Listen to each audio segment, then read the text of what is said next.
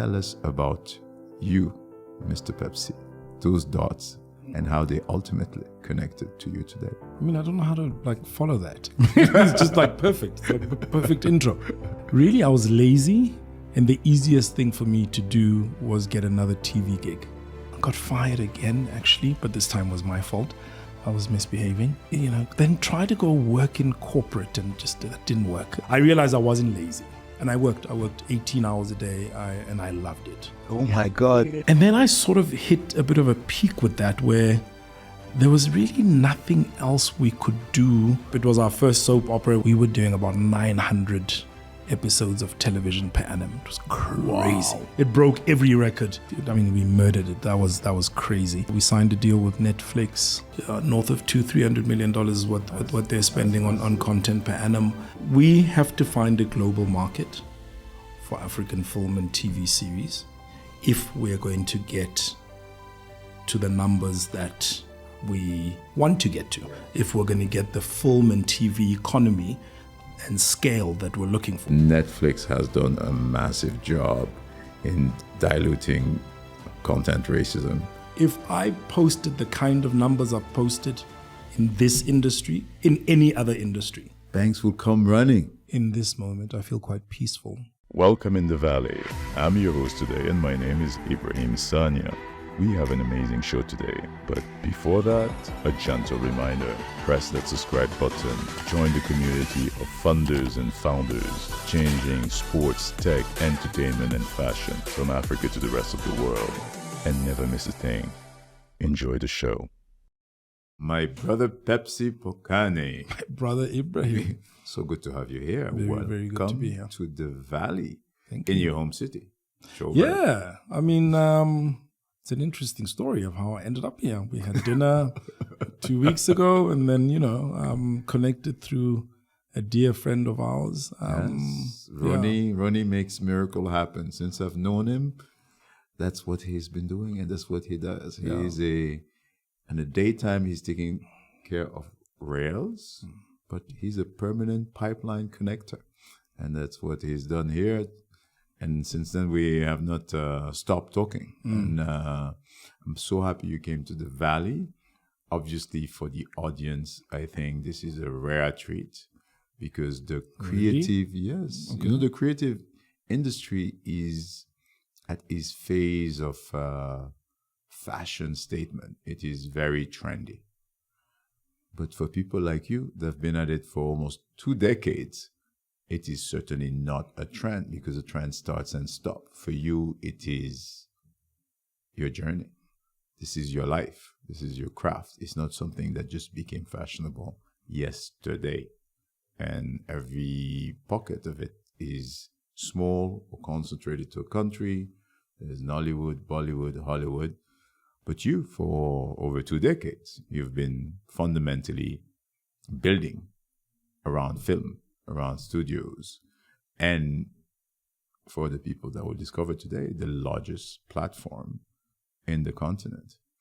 But before we talk about you today, I would like to move into the past a little bit. The late Steve Jobs used to say, you cannot connect the dots looking forward. You always have to connect them backward. You must trust in the journey that along the way the dots will connect. With that, tell us about you, Mr. Pepsi, those dots and how they ultimately connected to you today.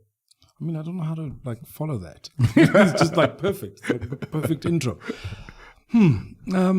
Firstly, thanks for having me on, my brother. I think it's been really special. Some of our conversations off, the podcast, and just connecting and chatting and connecting on a kind of Pan-African level, and connecting on a where we're talking about Africa's place in the world. Yes. So that's been amazing. Yeah, absolutely.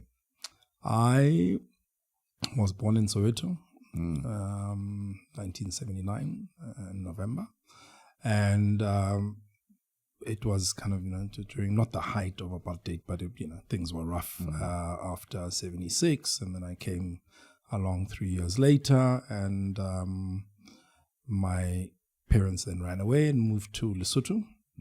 And I grew up largely in Lesotho until 1993 when democracy and freedom were around the corner. Moved back to South Africa. Got into television. I mean, I was largely unremarkable at school. I was quite naughty. And I don't think I was particularly creative. I think I was energetic, and perhaps school. Today's schools have got places for people like me. At that time, I was just a naughty kid, But I had a lot of fun in school, and I didn't take it too seriously. No regrets. Yeah, you know what I mean. I was a child star. I was a child TV star. Wow. So when I was, I think about 14, I was dating a young lady that was in school with me, and she was on television. And Wow. She used to present a show. Talk about dating right. Yeah, I dated right. I got lucky.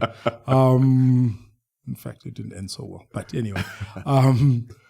And she said to me, hey, they're auditioning presenters on the show that I'm working on, or they're the production company starting a new show, they're introducing, or they're auditioning presenters, come check it out. Okay, cool. So I went, I got the gig, did it for like a year, and that was really, really cool. And then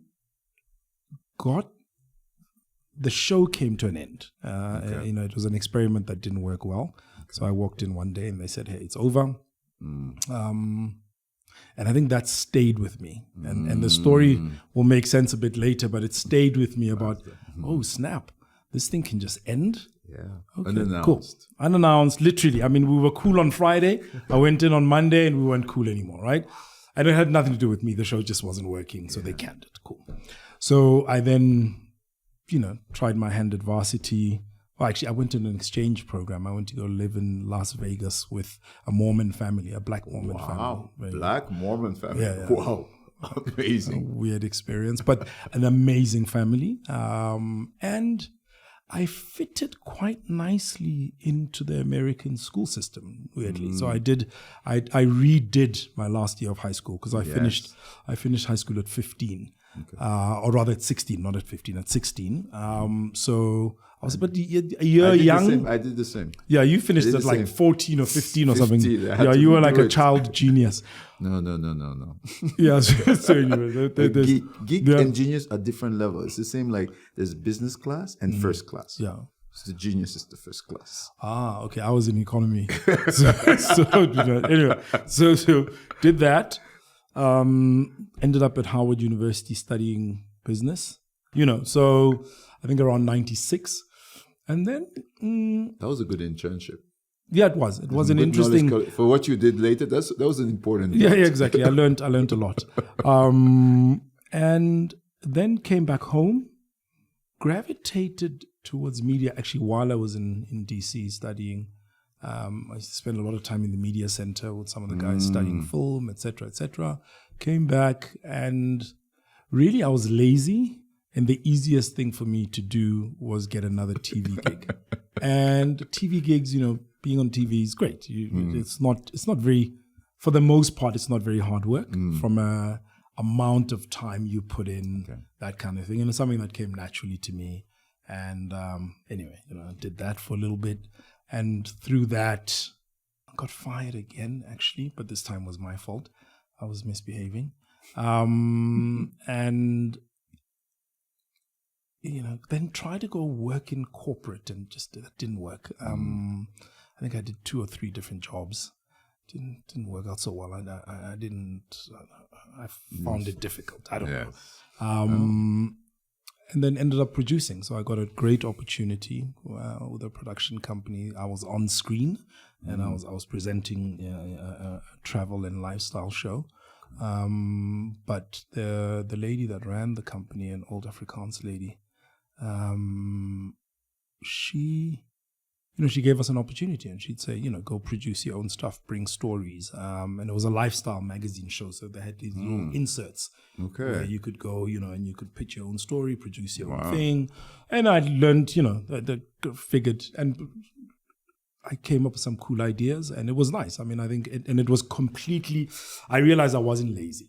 Yes. I just needed to find the right thing, right? Because it was hard work. You would go in, and it was before digital post-production. Yes. So we used to edit on these machines where you'd have one tape this side, and then you'd have a tape this side, and then you'd have to pull knobs to get to the thing. And then if you made a mistake, you'd have to go back and recut the whole thing again. But it consumed me completely for about 2 to 3 years. And I worked 18 hours a day, and I loved it. And then, just moved on from there. That's why, it's not laziness, because they say the whole secret of life is identifying early what infuses you with energy and what drains energy from you. Most of the time, we don't do that exercise enough early. And then ultimately, you just find yourself often in energy draining effort, and you don't progress. And that's why when you look at the genius, the outlier, it's actually that they do faster 10,000 hours. And the faster 10,000 hours comes from the fact that they don't see the time passing. And that's what was happening to you. Once you didn't see the time passing, it didn't matter how hard that editing you describe is, because to me, it just sounds like grueling. But for you, it was just home. You found the home, and you're like, it's on. Listen, for the most part, I mean, it was a nightmare some of the time, because I look at it now, and these young guys have got they've got it quite easy. But you're right. In fact, it's something I miss now because now I'm in business. Like, it's now and it's become a fair-sized business. So I spend my time doing stuff that people in non-media industries do, people in non-creative businesses do. So I spend my time doing really boring, like admin and HR and I've got to figure out a little bit better how to get myself out of that and back into doing the more creative stuff. That's why we need to swap. That's because I'm coming from the boring admin, finance, and now I'm going into media. And definitely I can see what you're talking about. I'm sure it has to be a non-easy process, but you need the combination of the two. You do, and I think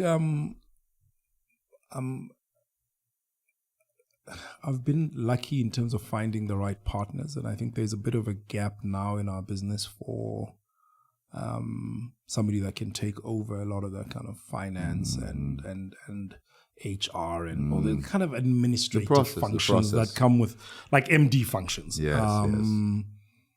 Because I can do them, but I think it's not so fun. Yeah, but also we grow the most when we each focus on what we're really good at. So I've got a fantastic business partner, or I've got fantastic business partners, and we all stay in our lanes pretty much. And when we all focus on what we're exceptional at, and you can't touch us. No, you can't. When we all focus on what we're exceptional at, I think we're fine. Chicago Bulls. Yeah, we're fine. Lakers. Yeah, really.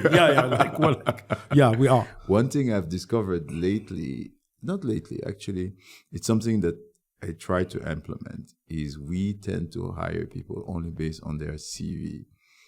But dealing with working in big organizations all my life, one thing that I've discovered that's a superb tool is actually personality test.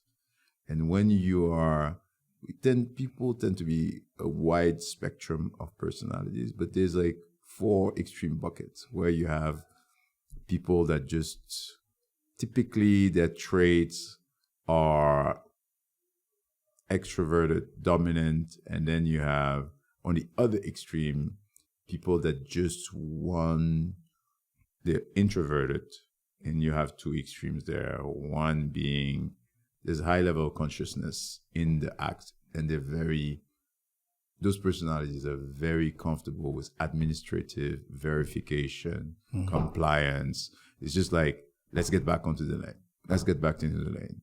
And on the other side, you have people that are just like, let's expand the lane. What are we not doing?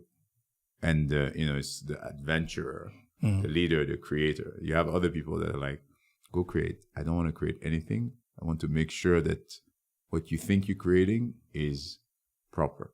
So there's like these extreme personalities. When you get them in a team, everybody's happy because everyone sees that. And a lot of organizations fail to do it. So what we've started doing with some of our portfolio is when we observe dynamic problems, we take them into a form of retreat to kind of get them to see what are the existing personality concentration that exists. And when you see the gap, that's when you know that there's a problem. Because you kind of need a bit of each of those type of extreme personalities. Yeah, in order for the whole to work. Yeah. So my experience has been that's what I'm really good at.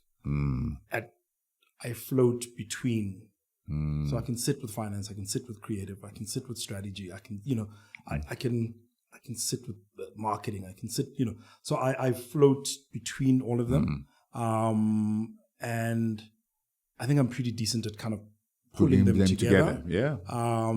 Great founders. So I don't sit in the story room necessarily when we're creating, and when my partner is leading. So in our scripted TV business, I've got an amazing partner, and she's our head of story, right? So I'm not there, but I will largely kind of lead the strategy in terms of saying, you know what, like, I think there's a gap for X type of property or X type of show on this platform, and this is why I think it'll work.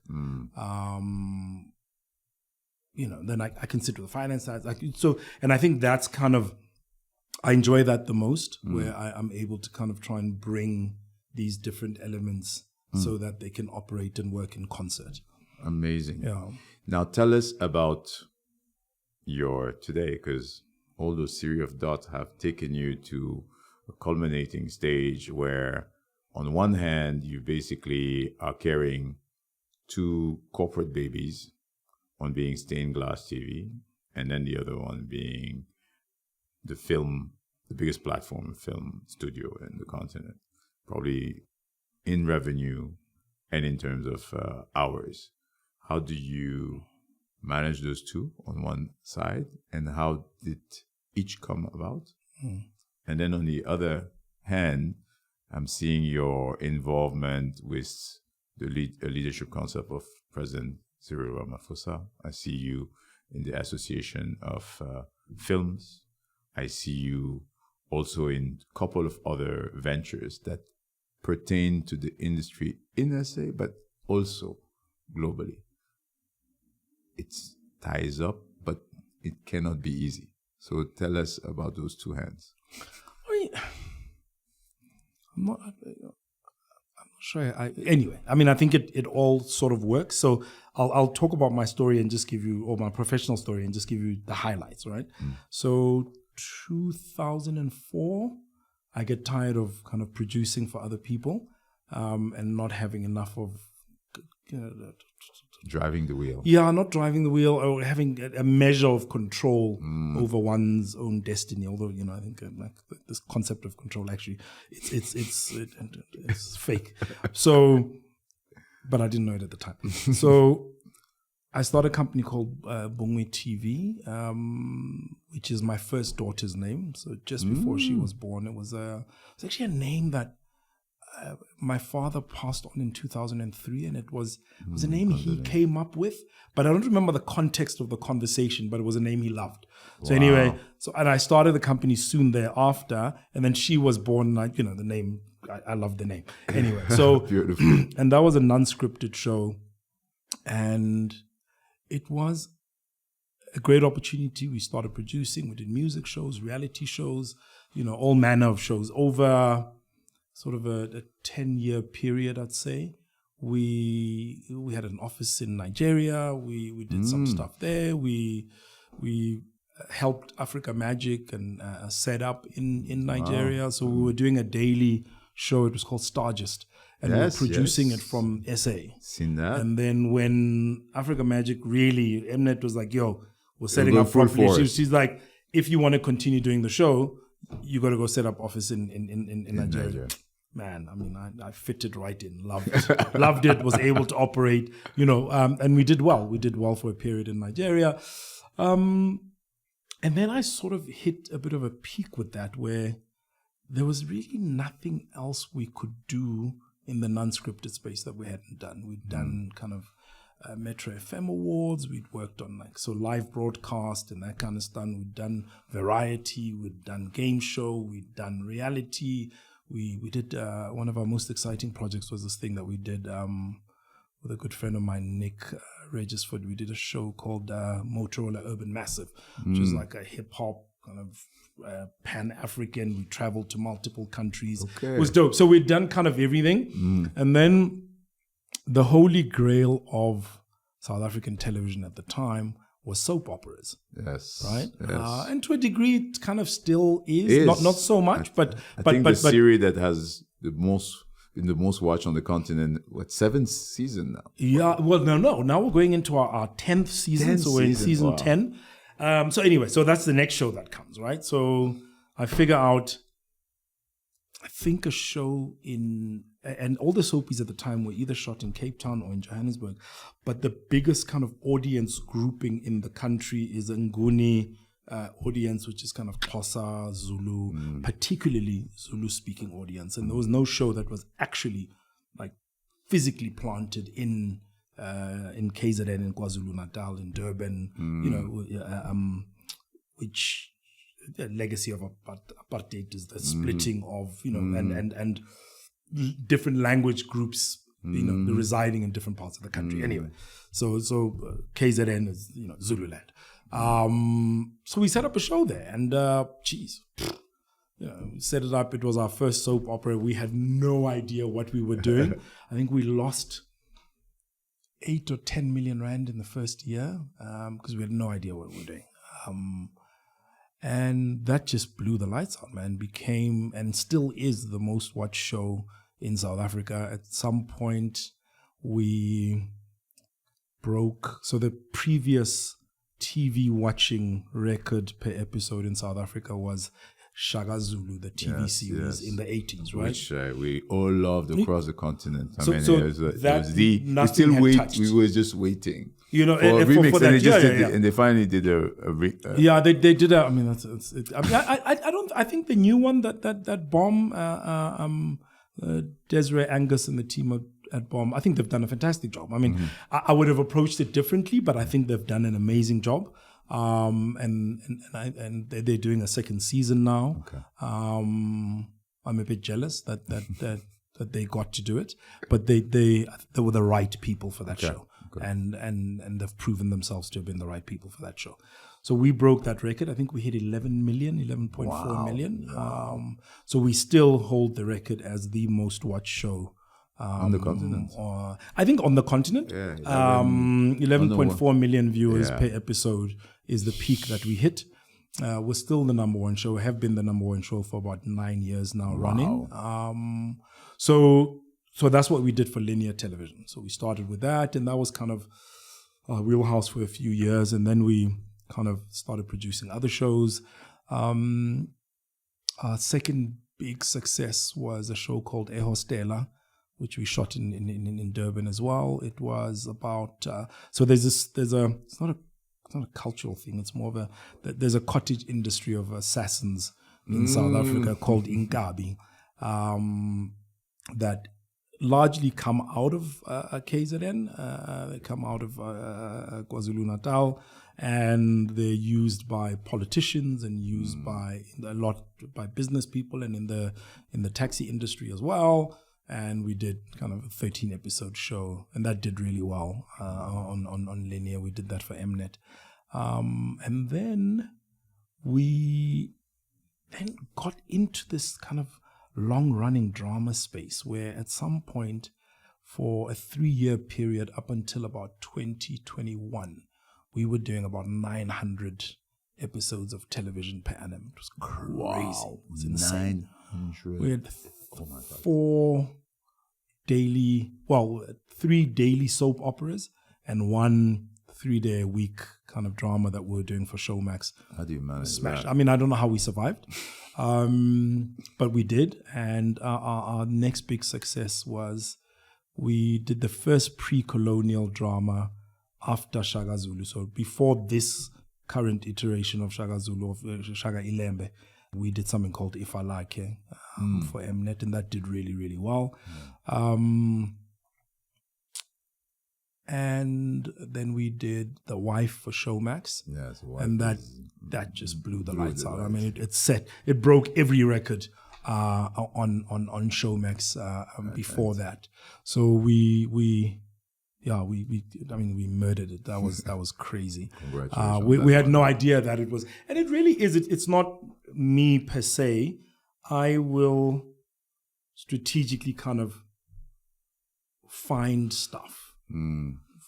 So find stuff or figure out, this is the next big thing or this is amazing. And so often not even my own thinking, but from talking to people. From, hitting the pulse. The pulse. And then, so that's how we ended up with Stained Glass. And then we've now decided, slowing down on the volume. We signed a deal with Netflix, I think last year, which was an output deal where we're doing kind of book adaptations and other sorts of underlying IP. So we've got the deal with them. We've got a really cool thing that we're doing with Mo, Ebony Life, where we're adapting one of her films for the SA market. I'm looking forward to that. So that's where we are with original content. Where we are today, and figuring out then the next phase being, because we've done a lot in South Africa, and I'm not sure, other than repeating more of the same, that there's much else we can do. Yes. So, for the sake of the business and to keep continuity and to keep moving, we're going to continue working, but there's not much else that's new. And you guys being the largest player in this market, would you estimate the total revenue output to be from studios? In terms of our own business? Your own business and the competitors. So, I think... Because you guys I know the numbers. I don't have them. You guys are pretty 50% of the market, if not 60%. There was a point when we were doing the 900 episodes, we were the biggest, I would argue, on the continent by number of hours produced and by revenue in terms of top line numbers. We've scaled back now. Okay. I think there are others that are bigger than us, but it's intentional. Yes. We don't necessarily want to be the biggest anymore. I think being strategic. We're kind of being strategic, but for a period we were the biggest, right? Yeah. And we didn't enjoy that. Yes. So we don't, because also like the most number of episodes, the largest kind of top line revenue doesn't make you the most profitable or the ones doing the best work. Yes.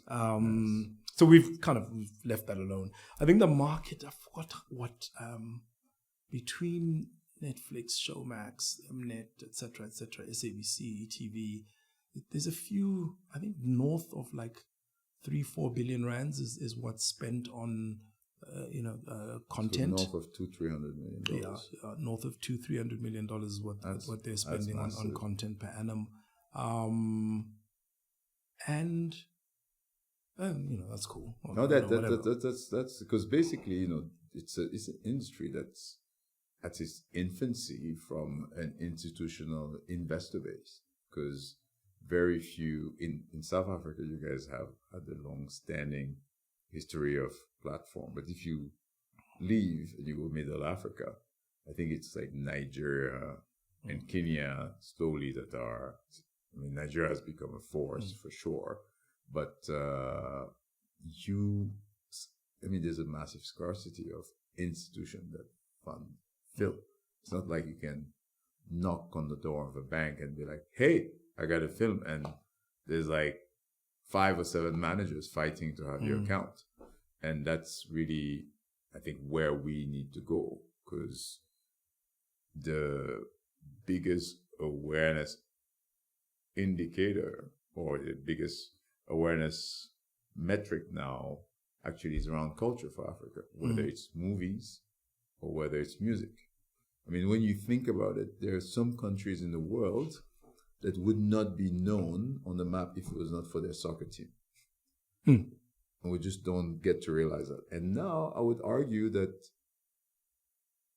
when you take Afrobeat, it has elevated the Niger flag to a level that's unprecedented ahead of soccer and anything. I mean, you go to these American school, like, you know, a lot of the top students are Nigerian, but somehow Afrobeat has come and done above those kids, right? And the same with Amapiano today. I mean, Tyla, nobody knew who was the girl 2 years ago.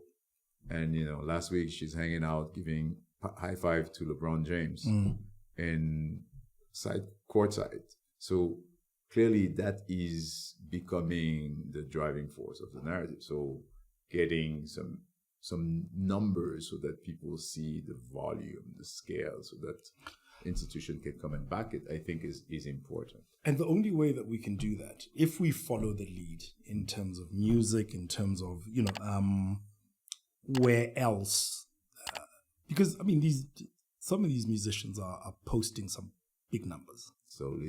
They're posting some big numbers. And they're selling to Universal. Yep. As we saw from Don Jazzy, who just sold his business to Universal. The amount is not fully disclosed, but the rumors are it's above $100 million. And inside that cap table, you have TPG. TPG is selling his share out. And my friend that been in the deal from the beginning is staying, and is in Bobby Pittman, and they've been at the basement level of the journey. That's what we have to do. Yeah. I mean, like, you know, Don Jazzy, posting proper numbers, Burna Boy, Black Coffee. I mean, like, the only way. So my point is this: is that we have to find a global market for African film and TV series if we are going to get to the numbers that we want to get to. Yes. If we're going to get the film and TV economy and scale that we're looking for. Because, I mean, like, I was thinking about this the other day, and in all fairness, if I posted the kind of numbers I've posted in this industry, in any other industry, banks will come running. I mean, right? Frankly, I'd be worth a few $100 million. Yes. I mean, in all fairness, if you look at the return on investment that our clients have made from having our shows on their platforms, and you look at the kind of the ROIs that they've derived. And the timing too, sometimes. I mean, if I was a banker and I was beating the market like that regularly, every year, no, I mean, I'd be worth a lot of money, right? I agree. It's a secret that I don't understand why it's not out. So we invested in our first movie. So we were only doing tech and sports. And last year we invested in a film from a serial entrepreneur that had sold her first business to MI. So nice exit. She took the money, did a movie, was trying to put it in the theaters. Netflix knocked on the door and said, I'm buying it. And she made like almost 3 times cash. Discovered the story. Like the next movie, we're in. So we gave her the money literally about 13 months ago. And she just sold to Netflix. Today's episode is sponsored by Statement. Statement is a media company focused on editorial coverage and market analysis of the African entertainment industry. Its production arm builds a pipeline for African women filmmakers. Magic Johnson, Samuel L. Jackson, and Latanya Richardson Jackson are among the investors that support the Statement's mission. We are big fans. I've given So you that's three tracks. I've given you your investment strategy for TV series. Yes. I've said, Ibrahim, that's where we need to put money in. Yes. In terms of, I mean, I don't want to give it all away because it's not that complicated. But that is and it's a timing thing. And we need to make the investment that we were talking about in African film and series at a certain price point now, because the rest, I suppose the developed world, or like, the UK, Europe, US are battling with the economics of streaming. Yes. And the price points is more that attractive they've been working with. I mean, our business Film Africa is it's called a foreign film production services business, right? And what we do there is, so I'll name two big pieces of work that we've done recently.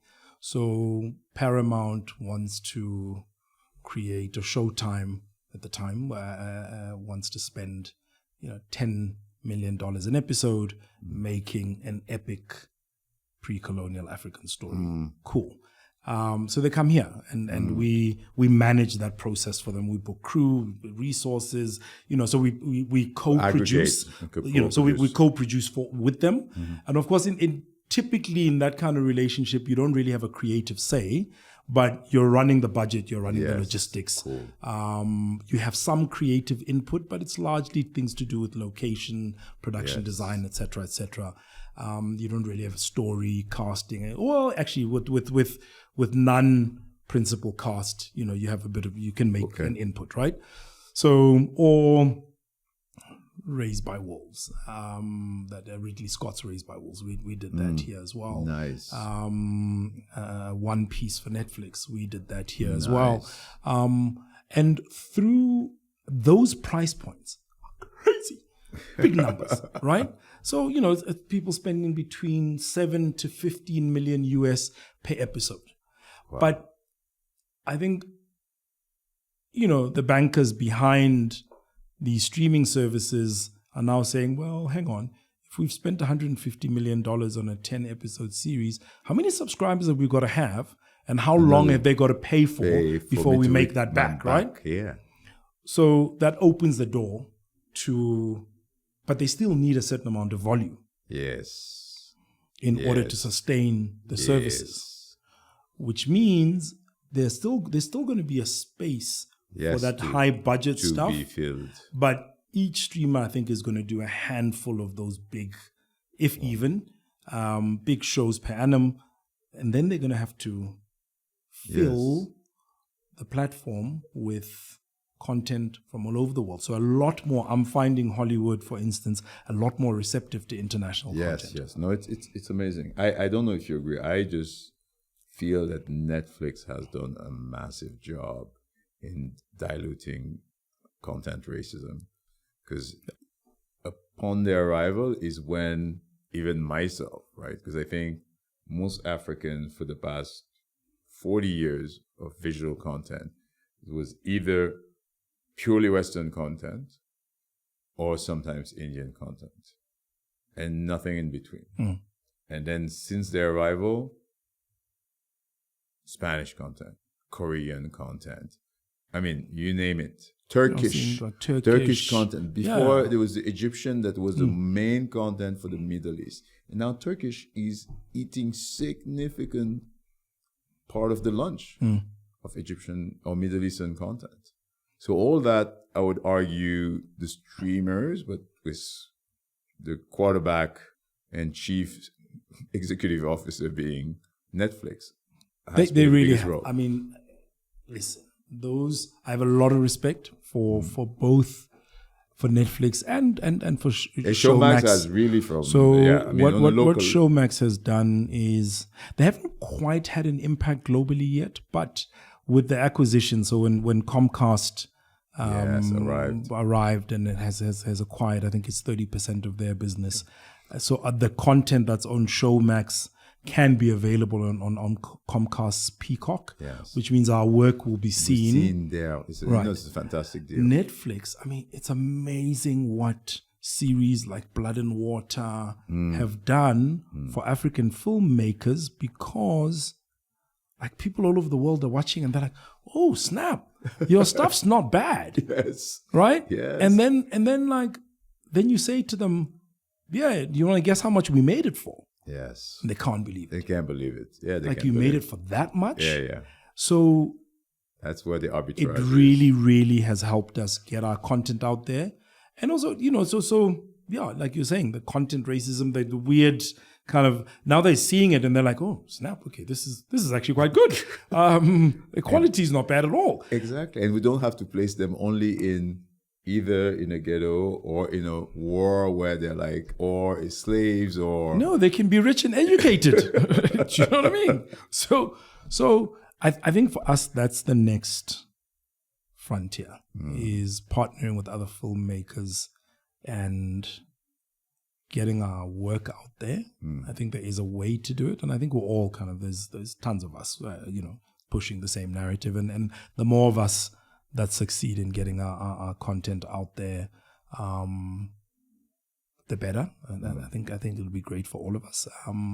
The other sort of area of massive growth, which I really hope to drive and lead, is this foreign film production services. Right now, our business and several other businesses in South Africa host, so in excess of $300-400 million a year in foreign productions, spending money to film here, right? Yes.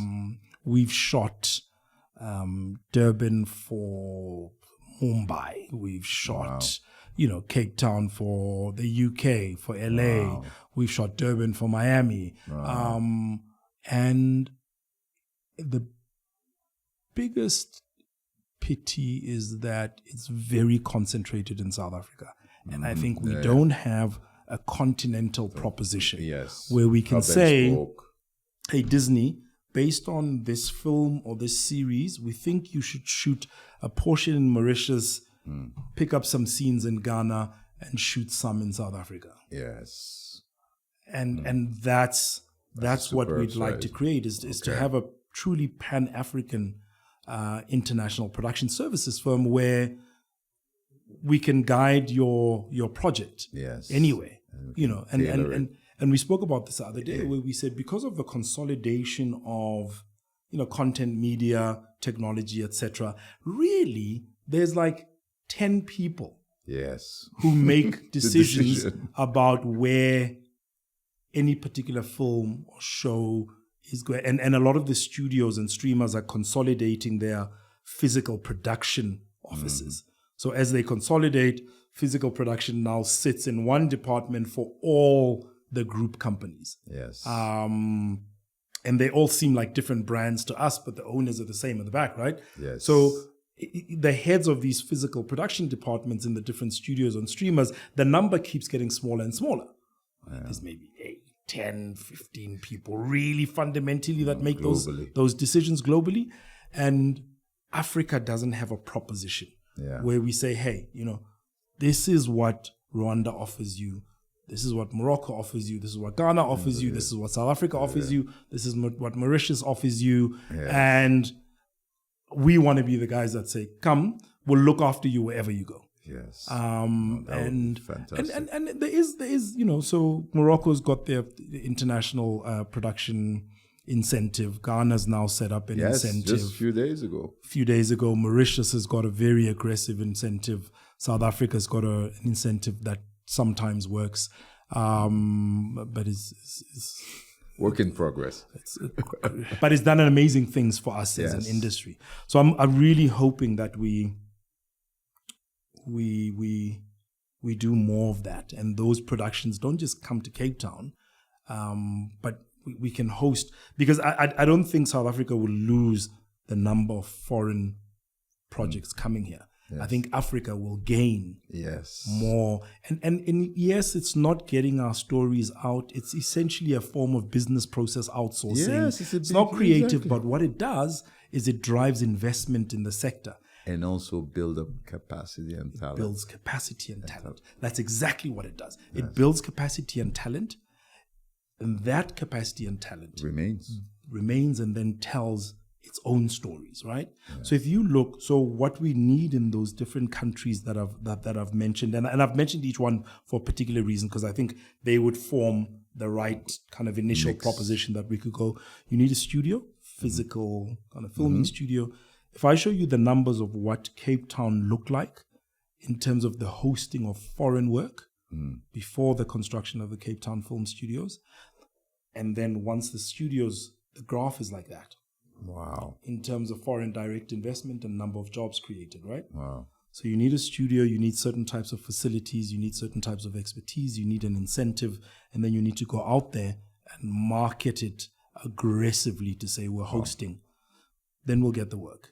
And then inevitably one of the things that has vastly improved the quality of South African film and television series is because of international productions that have come here, and there's been training, there's been development, there's been companies like Panavision, this and that, setting up here. But transferring knowledge. And as a result, our work looks the way that it does. The quality is just spectacular. So I've gone through the same, right? Because to take this path to go, my whole life is in this bucket of large investment firm linked to many countries, meeting presidents, doing billion-dollar transaction, rails, roads, infrastructure. So, obviously it commands a lot of attention, accolade, award, and, this almost dignity, almost like a dignitary. You were treated, So at some point, I think, just like you, the reality is being able to subtract yourself from the perception influence and take the perspective that works for you best, right? And you get a lot of calm and peace from it. Because obviously, imagine I came from large infrastructure, so now people are like, media, music, sports, what is this midlife crisis? It sounds very strange. But then when you recognize where the market is going, where your industry is going in your case, then you have that, I think is integrity, is having that that synchronization between what you think, what you feel, what you say, and what you do, right? Because, as long as you following this crowd, these accolade, award pictures, you basically are feeding into what they're saying. But actually, your own conversation with yourself is somewhere else. So the tough call is to actually be able, this thing doesn't matter. It's just ephemeris. It's going to end. But it's not real, because the reality, is actually the path is going that way. The train is no longer going. These guys are celebrating the lunch from yesterday. But today's meal should be different. So you have to make the call. I applaud you for making the call of saying, today that's not what I'm eating. You guys are celebrating yesterday's lunch. That lunch is no longer what we need. I'm going to go cook the lunch we need. When you guys catch up, that's fine. But me, I'm confident that this is the lunch we need to cook. So thumbs up for you for doing it. Yeah, so I don't know. Listen, I'm still having a crisis of significance. It's nice to be lauded and celebrated. But I get you, yeah. It's and also in an area where we're learning a lot. Yes. So we come out of a place where we knew it was easy, became second nature. I can give you 3 different daily shows running at the same time. I'll give you 3 sets of 260 episodes easy. Can run it like a factory, know how to do it. Yes. Now we're working out business models, multiple funding partners, with having to, and there are some people in this market that are further along than we are. I don't necessarily agree with anyway, you must always, because you need a certain amount of ego, right? To back yourself in business. I think our strategy is the best. But anyway, it doesn't matter. We're learning. So we're in an area now where I feel like a bit of a child sometimes as I'm learning stuff, and I'm like, oh, okay, that's how it works. And we're working in certain things where nobody's figured it out. Yes. No one's figured it out. Yes. So we're kind of figuring it out. On the pioneer base. Yeah, and sometimes I feel a bit dumb because I'm like, shit, okay, cool, haven't figured this out. But it's cool because I think in the long run, I think we'll fantastic. Yeah. Anyway. No, that's beautiful. I'm happy. You're vulnerable and open about it. That's really, really appreciated. Because the reality is, we don't talk to ourselves enough, right? So the toughest call is to look into the mirror, know your knowledge and what you sense. I like to always say that, with age, your body deteriorates no matter how much you go to the gym. Your mind deteriorates no matter how much you but your intuition only gets better. And I think as humans, I see a lot of people failing at that. Because, you know that when you think about your intuition over the years, you just there's a situation and you're like, there's like a clarity in your head in the middle of some discussion or something, you're like, this is exactly what's happening. You cannot explain it to anyone, but you just know. And that's the luxury of age, experience, going through. But a lot of people don't listen to it. And when you listen to it, that's when you have the peace. The problem is this, we're in society that's just full of, so noise, like you say, noise. Think about how the similarities between fast food and social media and swiping. And that I'm taking that and then sitting in front of the old linear TV when there's one channel and no other option but to sit through the show that your parents are watching and you don't want to watch in hope that the next show will be better. And while being hit by ads that you don't want to watch. So that's the difference between then and now. But this today's society is at the other extreme. They want something, they want it now. But they always hit by stuff. So I say that, there's a lot of time you need to, meditation is the same as fasting. It's the same as taking a break. It's the same as breathing. And we were discussing breathing earlier. So all those things allow you, I think, in essence, to allow your conscience to take an edge over your subconscious. Because your subconscious is what you do, like when you drive. We could be together and I can just talk to you. I'm not even looking at the road. That's your subconscious at work. That's just, we get, it's like what we do without thinking. But those are not the things that make you do great things. So, your competition is fundamentally on subconscious all the time. So all of us have the duty to extract ourselves from subconscious and be able to find something from the conscious world that takes us on the edge. And I think that's what you're crafting now. I think that's what I try to do. That's and the recognition that you actually have to unplug. And that because I'm not unaffected by wanting, I no longer, the experience of linear TV and having to sit through ads and not getting, I can go on to a food app to order food. So I'm now used to that, right? And I'm not unaffected by wanting things now. Yes. I'm not. Yes. But I think what you're saying is completely correct. Is with age is now just taking a step back and saying, okay, cool. I realize that this is what's happening, and we're affected by all this stuff. But being able to take a step back, like you're doing now, and fasting and saying, okay, I need to unplug. Yes. So that I can, but I am affected. Yes. And thus the conscious need to unplug. Yes. And then also the conscious need. Like I'm saying to you right now, I constantly have to say to myself, okay, be patient. Just put your blinkers on. Have faith and trust in the path that you've chosen.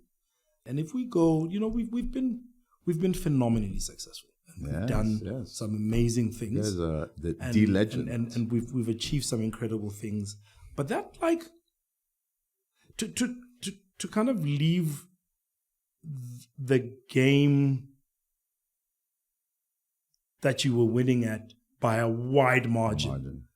And say, you know, I'm gonna go like compete on a global scale, and I'm gonna walk into the ring to go and play, or walk into the court or whatever to go and play with guys that are much better than I am. Yeah. But I'll be fine. Without, yeah. Do you know what I mean? Because all it takes is a bit of time. In this space, we play, and I play. If I stick to kind of, you know, I know that I'm bringing something, I'll be fine. Yes. So that's I don't know. It's interesting. That's beautiful. And remember that even in the breathing techniques that both you and I know, think about also the similarity there. It's like in, out, up to a minute. And then the next minute is just hold. That was funny. We did it both together, same time. So, yeah, I mean, I think it's beautiful. There's some resonance there. Beautiful. So, my brother, you've shared a lot. I'm going to ask you 3 questions I ask as we close. The first one is, if you had a chance to speak to the 10-year-old version of you and forgive him for something, what would be that conversation about? It's a bit personal. This is the problem with this show. We go very, very deep.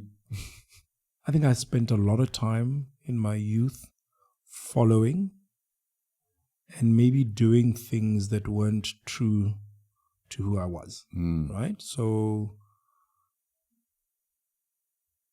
I would go back and forgive myself for being a sheep and for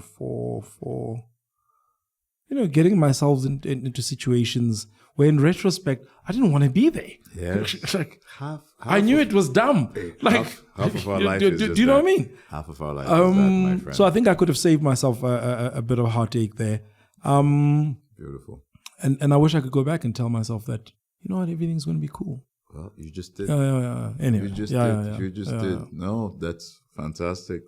Next one, if we had to pluck your heart out and put it on the table, what will be the feeling? The heart will speak. If you had to pick one adjective, your current state of the heart. Let's pick 1 or 2 adjectives. I think right now it's expectant. And the other is, in this moment, I feel quite peaceful. Amen. And maybe it's your energy. I feel like I'm peaceful. Amen. I'm good. Amen. You know what I mean? Amen. Yeah. Very good. I'm very happy that the energy is conducive to that. That's what we want the space to be over time. So glad to hear that. The last question is, what is the kindest thing someone has done to you, if you can recall? Okay, so this has to do with money, but it's not really about the money. There's a guy by the name of Mos Mashishi. He's a South African businessman, maybe about 15 to 20 years older than me. I used to occupy the office downstairs from Mos. A little fledgling, non-scripted business, whatever. I didn't know him that well, but I knew him and we had some mutual kind of connection. And I have a lot of respect for him. And I got into a bit of a jam middle of the month. Yeah, cash flow, new business. Well, we were a few years old, but still fairly young business. And I walked into his office and I said, dude, I need R1 million. This was about 10 years ago. Maybe more actually. I need R1 million. He didn't ask me any questions. He was upstairs from me, right? Yeah. I gave him my account details. Didn't ask me why, what for, what not. When I sat at my desk, he had transferred the money. Wow. And he said, when you're ready, give it back. Wow. No interest. He didn't ask me about it for 12 months until the day I brought it up and I said, listen, I'm ready to do that thing. Wow. And I'm just like, yo, man. And it wasn't about the money. It was about the process for accepting the request and delivering and not asking. He believed in me. And believed in you. And he believed in me like unreservedly. He believed in me, right? Wow. Like with no question. He believed that I could do it. Whatever it is that I'd set my mind to. That for me. So the money. And I've had a few of those kind of instances where people have just shown utter faith in me, even in times when I didn't have that much faith, and asked no questions. I think the thing that he said, didn't ask. Beautiful. He just said, here. That's humanity. Said, when you're ready, come back, you'll pay it back. That's fun. When I was ready, I was like, interest, whatnot. He's like, brother, just give me the capital that I gave you. Thank you. Wow, beautiful. Anyway. My brother, thank you. One love. This was beautiful. This was rich. It was such a pleasure to meet you. The universe was at work. Same here. Thank you. Please keep on continuing to shine. And you too. You're on a mission. Thank you, brother. Continue, brother. Thank you. Hey, if you like today's story, press like, leave a comment, subscribe, come back for more stories from founders and funders changing the face of sports, tech, entertainment, and fashion from Africa to the rest of the world. We look forward to seeing you again soon.